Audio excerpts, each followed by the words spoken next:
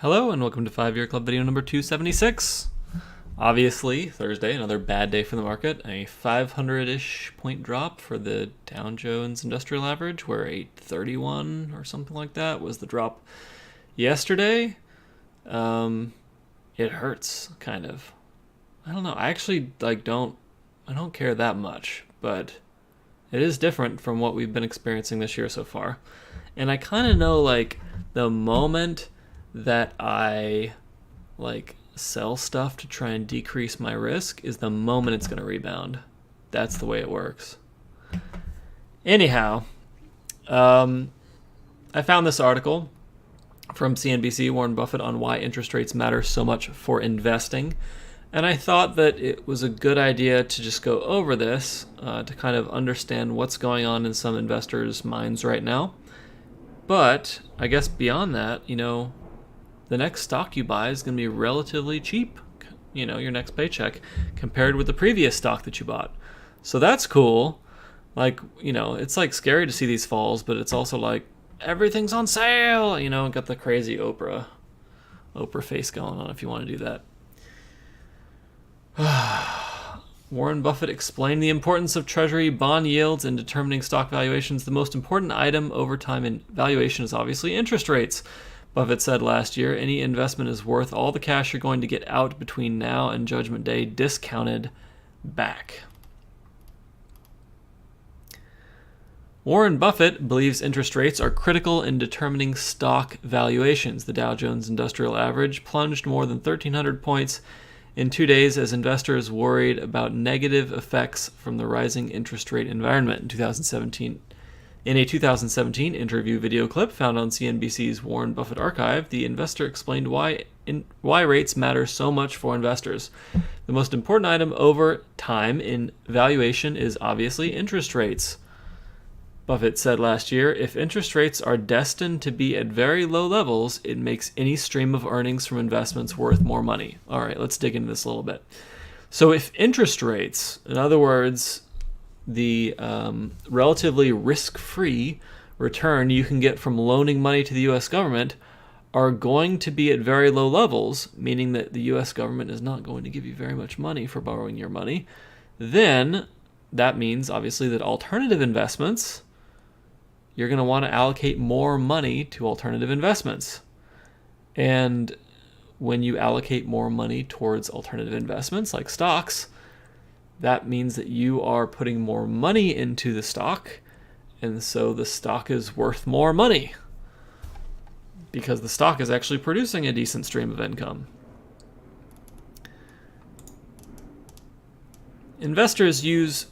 Oh, come on. Now you're just making me mad. What is this? What is this crap?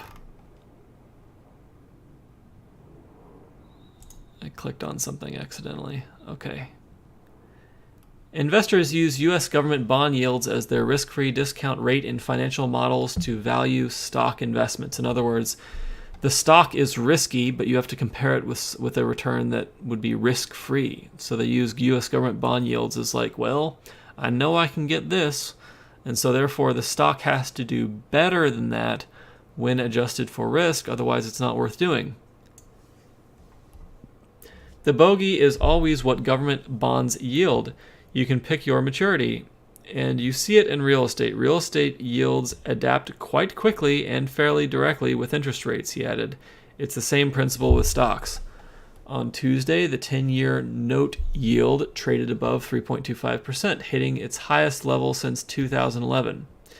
The move occurred about a week after the Federal Reserve Chairman Jerome Powell said in an interview with PBS that the central bank is a long way from getting rates to neutral, which pointed to a possibly more aggressive path for rate hikes.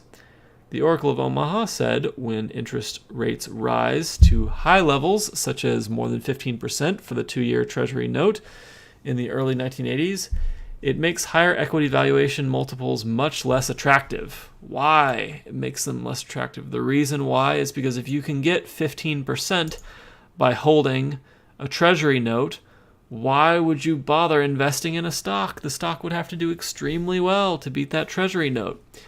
Any investment is worth all the cash you're going to get out between now and Judgment Day, discounted back. The discounting back is affected by whether you choose interest rates like those of Japan or interest rates like those we had in 1982. And since the 1982 ones were high, I'm guessing that the Japan ones were low, he said in 2017. When we had 15% short-term rates in 1982, it was silly to pay 20 times earnings for stocks. So it's silly to pay a 20x multiple, which today is a very common multiple for like tech companies, for example. All right, well, that is it for video number 276. Hope you enjoyed it. Hope that clarified a little bit about the relationship between stock prices and interest rates. No idea what's going to happen with the interest rates. Obviously, the higher they push interest rates, then the more opportunity they have to lower them and stimulate the economy in the case that things go wrong.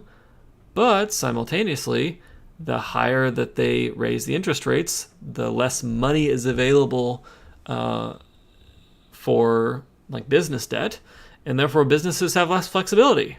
And obviously, as these stock prices go down in response to rising interest rates, that also means that the companies that are holding the stock, people that are holding the stock, have less options because their stock is worth less. And so it's a complicated dynamic. And it's really a very careful balancing act that the Fed is doing when it manipulates interest rates. In the long run, I kind of am of the opinion that the more the Fed manipulates things by moving interest rates and tries to strategically change, the more they create these weird artificial incentives in the economy, and the less stable things are, and the less control they ultimately end up having. Well, that's it for 276. Have a fabulous evening.